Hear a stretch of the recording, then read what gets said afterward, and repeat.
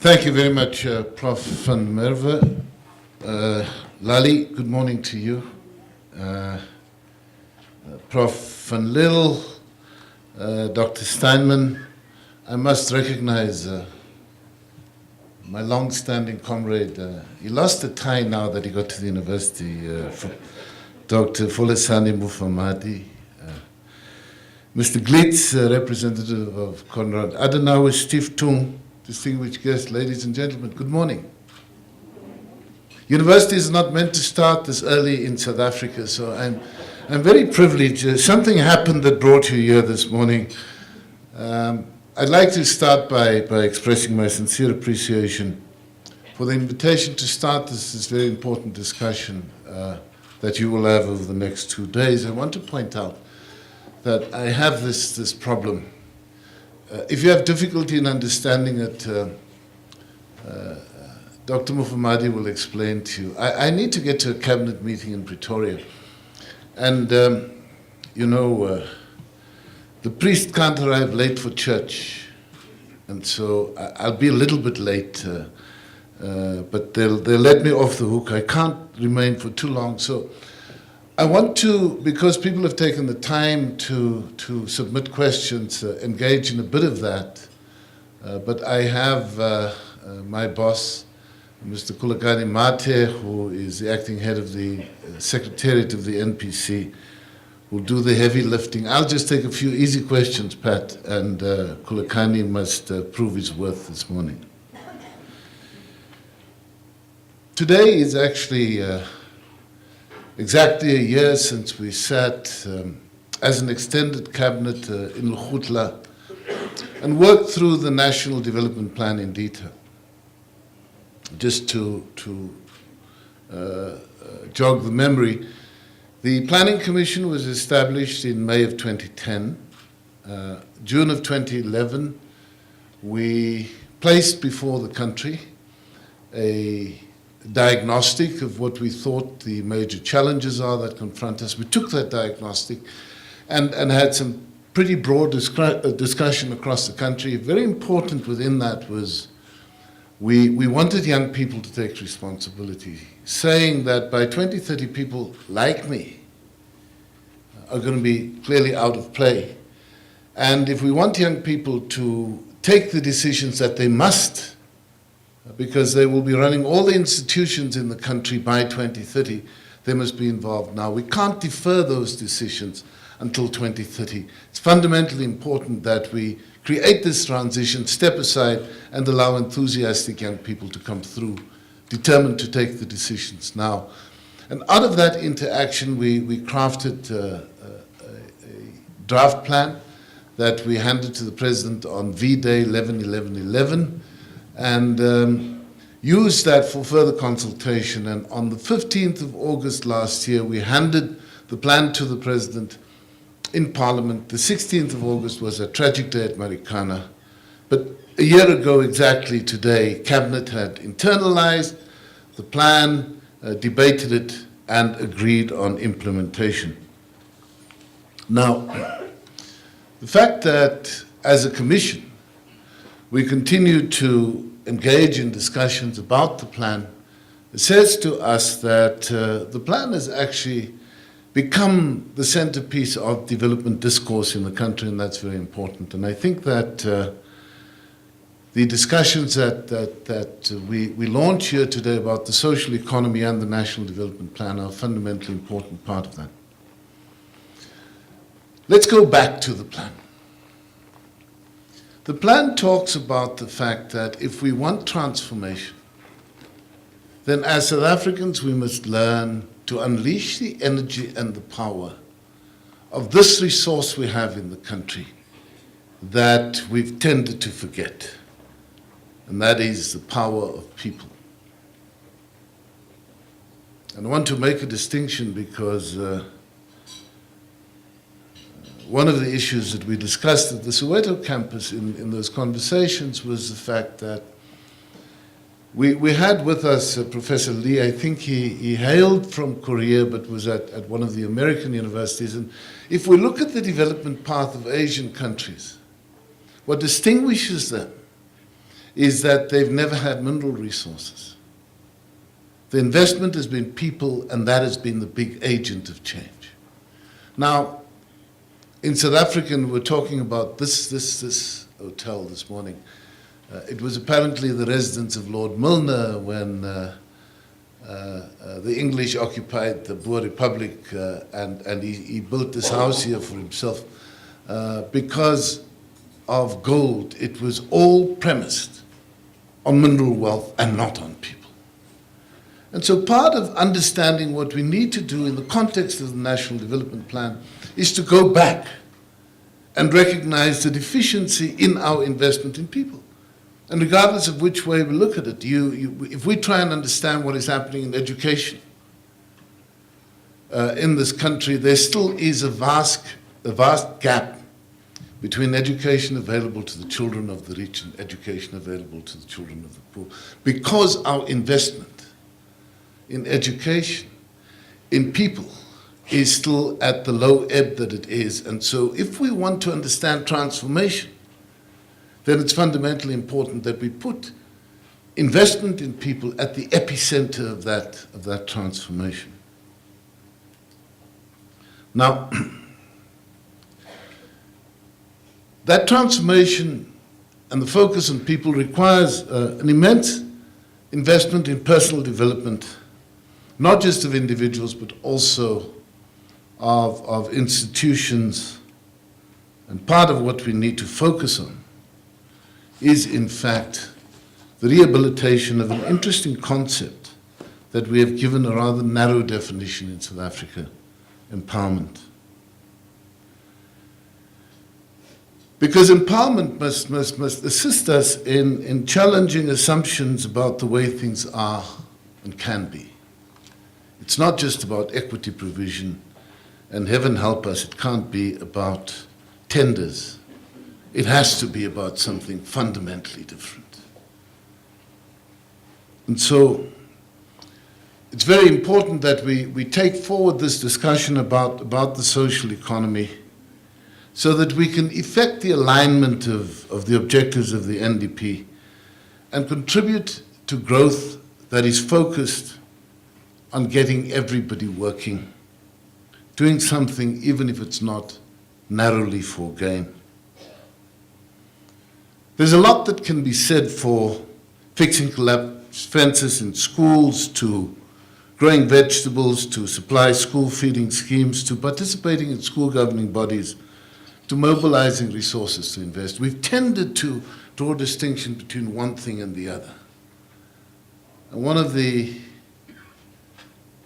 sad features of our democracy is that we've created two classes of people: those who are empowered because they have material wealth and access, and those who aren't. And people who aren't empowered are actually disengaged. And so we've created a situation where people no longer build their own houses, bemoan the fact that education is poor, and we haven't been able to create the same level of activity that would bring people into improving on the conditions of their own lives. So something I'll come back to in a moment. As people involved in development, you'll be familiar with the characterization of development as a process of mobilizing, organizing, deploying, and managing the use of resources to achieve maximum social and economic returns. Our most important resources are our people. The energy and commitment to change. So how we mobilize, organize, and deploy our people is fundamentally important to the achievement of our development objectives. Related to this is the importance of building the capabilities of the nation: human, physical, and institutional capabilities. I see that my good friend Prof. Mazwai has arrived, and it's well timed, Chief. I was about to make the point that I want to go back to those conversations at the Soweto campus. You see, the great thing about using a university like UJ and the Soweto campus to involve small business people in transformation is so fundamentally important, because if we think that universities are only, and UJ has this enormous challenge of being a big university, having many people wanting to get in, and they can only slice off people with the best grade 12 results, it excludes the majority of people. Yet there's a very large cadre of people who make do, battle through every single day, and they're forgotten by our university system. So in the context of the social economy, doing these things over and over and over again and demonstrating what and how we reclaim this term empowerment is actually an enormously important part of the equation that will transform the social economy. In addition to our people, of course, we have natural resources. But it's not just gold and platinum and diamonds and manganese.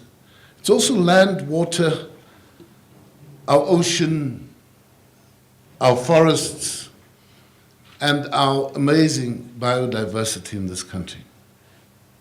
But merely having these is not enough to guarantee development. In fact, if you look at the National Development Plan, part of the concerns that we expressed, and we've devoted a big chapter to sustainability, is that our natural resource endowment has been poorly utilized. So land has been poorly used. We're a water-scarce country, and we use water very badly. And we emit large quantities of CO2 into the atmosphere. This is a very poor basis for sustainability, and part of what we have to do is to understand the connection between the present and the future. And as some writers have said, we've only borrowed the earth from our grandchildren for a short period. And what we have to do is to invest in a way that leaves more of it for them. So intergenerational decisions are fundamentally important, and understanding our use of natural resources is a very, very important part of that interconnection between us and the future. It's a very important point across the African continent, where some countries that are very rich in natural resources continue to display very high levels of poverty and deprivation. I don't want to pick on any country, but Nigerians don't mind us talking about the problem of an oil-rich country that hasn't been able to convert it. An oil-rich country that still doesn't have an electricity grid. An oil-rich country that has seen immense wastage. And part of the reason for raising it is that we, as South Africans, must never become comfortable with gold and platinum and so on. We need to understand what the transition is about, and I think the NDP brings this into very sharp relief. It's how we turn the resources into productive assets that generate other kinds of resources, including financial resources. The process of transforming the natural resources into productive assets requires skilled and committed people who share a common vision, as well as more advanced technologies. Incidentally, these are the areas in which our economy is most challenged. The challenge for us to think about differently and to apply new solutions. The worst position we can find ourselves in is that of paralysis caused by applying yesterday's logic to prevent yesterday's crisis. I mean, knowledge is an interesting thing, and Dr. Mufamadi, I'm talking to you, so knowledge is a very interesting thing. Because it's not a good predictor of the future. I mean, there's a lot of discussion in the financial world about new regulations and so on, but those new regulations are trying to prevent the collapse of Lehman. The world has moved on, applied different norms and standards. And I think that if this is all that we have, then we create this sense of paralysis because we're trying to prevent what has already taken place. And so part of the challenge of thinking about the social economy is understanding what we haven't done yet. If we don't invest in the upgrading of skills of our people, we find ourselves lagging behind other nations who actually have far fewer resources. Similarly, if we don't invest energy in ensuring that our nation is committed and workers motivated, we will always achieve less than we are capable of achieving in all aspects of life. The example of our education is a case in point. The outcomes do not match the resources. People who watch us on television when we express our dissatisfaction with services or when we embark on strike action see a nation at war with itself and tearing itself and its future apart. Indeed, when they read about the opulence we allow to coexist with deep poverty and they hear of the wage gaps and living conditions of workers, they wonder how we hope to have a stable country. These things represent us in bad light to those whose investment we want, but in fact they are bad for our cohesion as a nation and they affect the commitment of all to the common project. If we do not address these problems, harness and deploy advanced technologies, we will remain at the bottom of the value chain and only capture a small share of the value that can be created from our own resources. We also need to upgrade our infrastructure capacity and get everyone involved. This is in a nutshell the story of development. But what, you may ask, has this got to do with the social economy? Firstly, I want to declare my discomfort with the view that there's a real economy and everything else is less important. There are important connections between different aspects of social and economic life. If we neglect to pay attention to the living conditions of workers today, we are sowing the seeds of future instability. Unfortunately, in this country, this kind of neglect has gone on for many years, and the instability is not something that may or may not happen in the future. It is happening now. We must unleash social capital, the ability of individuals in a group to develop relations of trust, cooperation, and common purpose. Much of this will be manifested in a range of informal institutions and relationships. But it's very important in understanding this informal set of relationships that we never neglect the health and well-being of workers and understand that it's a fundamentally important part of improving productivity. But I digress. Marie Bouchard of the University of Quebec at Montreal defines the social economy as, and I quote, I'm going to read it in French, so put on your... No, it's okay, I'll do it in English. Yeah.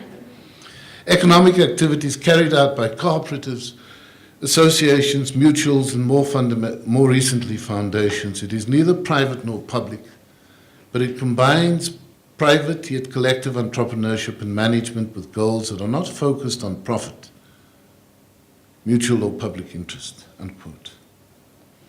While I understand the need to define the field as Bouchard tries to do from an academic perspective, I fear that such a definition may serve to feed the stereotypes about what matters more than others. Bouchard does not make such a value judgment. My contention is that the preoccupation with who and what is more important than others is to miss the point. What we need is for all sectors, all parts of the state, and all citizens to be seized with one objective only, and that's how we can contribute to building a better future.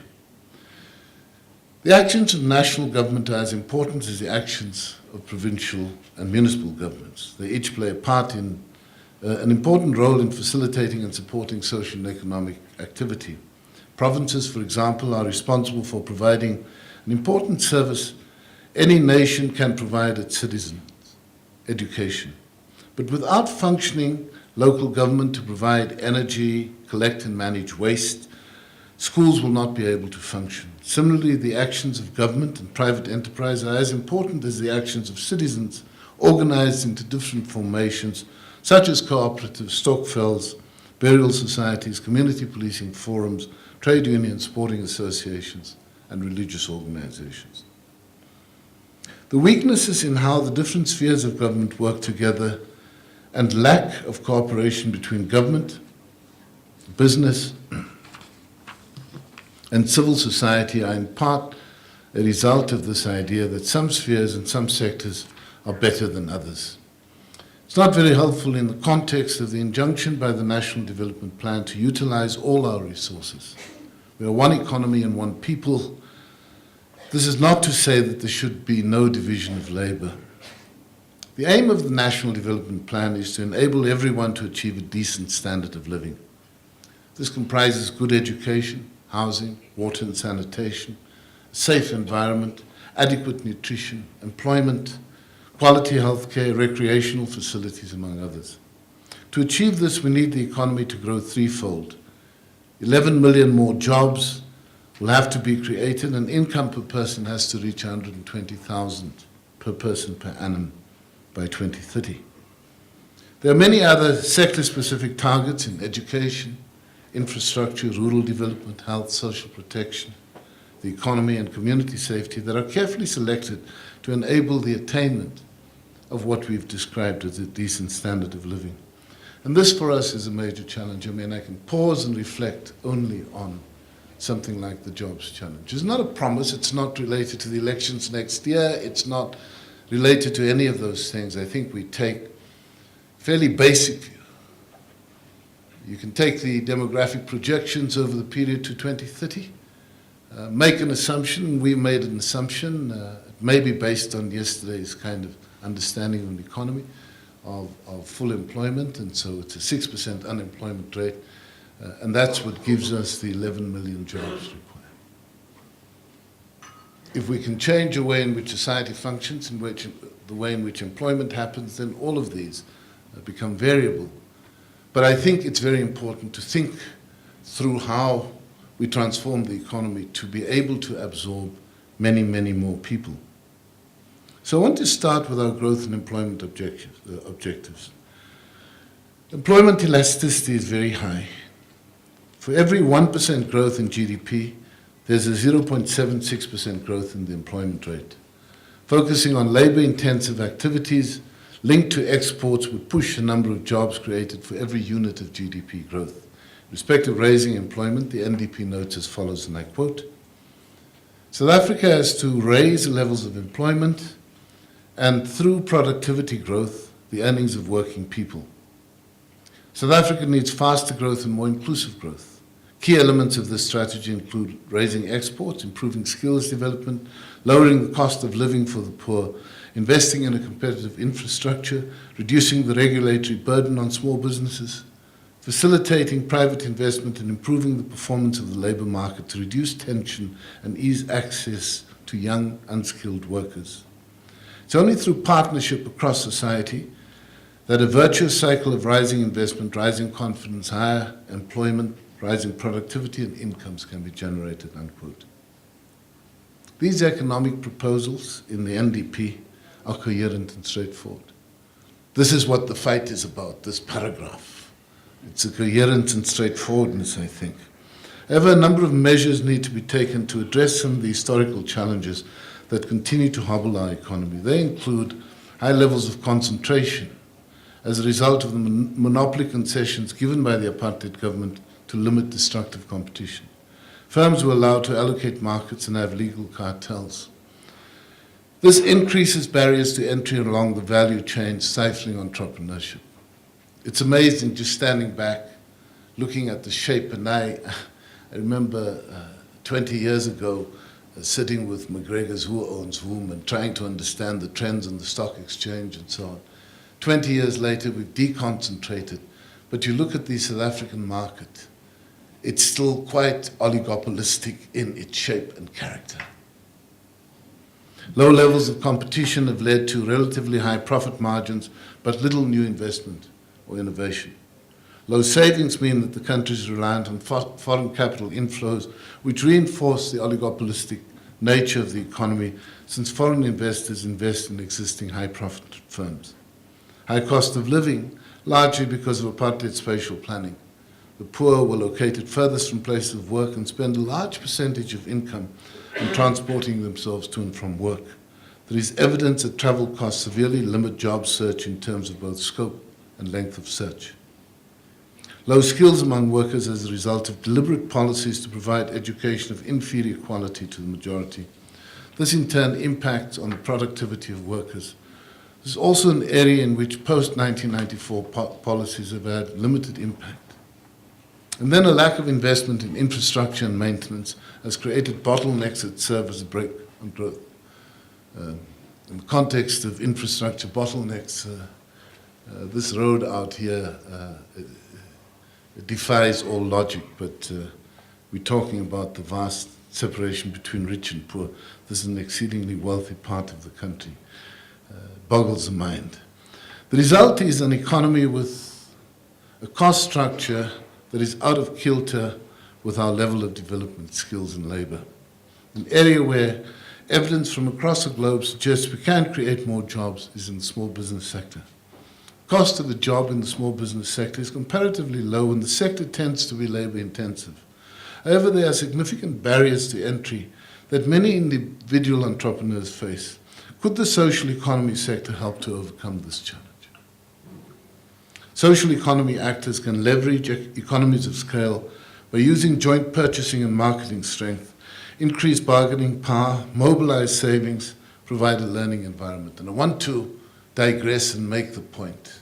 One of the big battles we have is the lack of self-belief. There's an enormous challenge in townships across the country. People who have no access to state resources come here, live in the twilight, utilize exactly this. They've set up networks of support. They have no access to the banking system. They have no access to traditional wholesalers. These people have eked out an existence by mutual support and battling in this kind of way, and they offer price advantage. And so we stand back and we tend to be unhappy with the fact that small business people have risen in this kind of way. But we've never quite understood that it's not the state. We have to empower business in the social economy to be able to create this infrastructure to drive the change and create a difference. But back to small business. The varied social and economic activities social economy actors can build include social capital that's necessary for building stronger communities. We actually have many examples of success stories of companies that were built based on these networks of social economy activities. Perhaps the best in the world in the textbook case is KWV, that co-op of wine producers that grew as a co-op, supported by legislation, but it grew phenomenally. And one of the reasons why wine farmers in South Africa have always done better than their counterparts in France or elsewhere was because of the existence of this genuine co-op. There are also other examples in this country, like National Cooperative Dairies, eventually sold to Parmalat, or one of those. But NCD was one of the other textbook cases of how farmers with just a few dairy cows could link up, could invest jointly in dairy facilities. And the transformation happened like that. I'm glad to observe that in two parts of the Eastern Cape, three parts of the Eastern Cape, one right at Fort Hare, another at Middeldrift, and the third close to Uitenhage. Smallholder farmers are linking up again in this kind of way and re-establishing the networks that drive the dairies. So we're not short of examples in this country. In fact, Santam and Sanlam originate from various help Mekaar associations. Volkskas was established in 1933. It was first registered as a co-op to channel the savings that the bank attracted into loans for small businesses that would employ Afrikaners and help solve the poor white problem. I believe actors in the social economy can contribute to the attainment of these goals of the NDP in many ways. A vibrant social economy sector with citizens who are actively engaging in development can mobilize community resources to support improvements in education and hold schools accountable. Problems such as crime, substance abuse, and improving social services are not insurmountable when communities work together with public officials and businesses. Don't look too far. Look at the drug problem in El Dorado Park. Look at the response of the community and see this problem being tackled head-on. The idea that the provision of services such as housing, education, health, water, security services, and electricity should either be provided by the state, the private sector, or some unscrupulous operators who prey on the desperation of our people is not congruent with the idea of utilizing all of our resources. The idea of social entrepreneurship in the provision of these services remains underexplored. It's quite possible that our legislative and policy instruments are underdeveloped and restrictive. Why do we not have social entrepreneurs and cooperatives made up of members of the communities that approach the Department of Basic Education to take over the running of schools? What happened to the idea of communities building and running their own schools? There are models of how this is done in other countries. Where are the hospitals run by cooperatives or trusts? I want to reflect on a personal experience. My wife was in Nairobi involved in a car accident, and everybody in South Africa, white and black, called and said, "Oh, please get her out of there. What about the health care?" Well, she was taken to a trust hospital established by the Aga Khan Trust. And she says she's never visited a health facility as good as that in South Africa. It's a not-for-profit, not a state institution. It's a not-for-profit.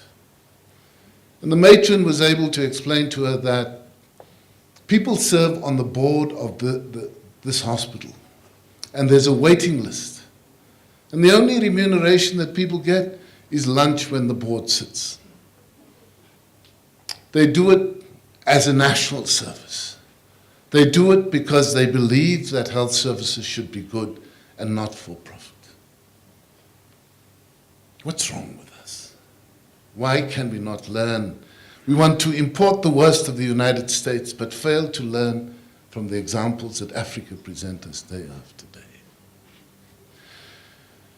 Why have we not found more innovative ways of organizing housing delivery in the face of so much need? Should poor communities which cannot afford to pay for private security such as ADT or whatever accept the schools that their children attend and the neighborhoods in which they raise families will always be ravaged by drug lords? What, if anything, can we learn of the actions of parents? I've mentioned El Dorado Park, but there are a number of other examples like that. In closing, not only do we need everyone to be involved, we also need all ideas to be put on the table and tested. If social entrepreneurs do not rise to the challenge, our development will be held back by those who charge inflated prices and deliver inferior or no services. You've got a smorgasbord of discussions over the next 2 days. Thank you very much for listening to me this morning.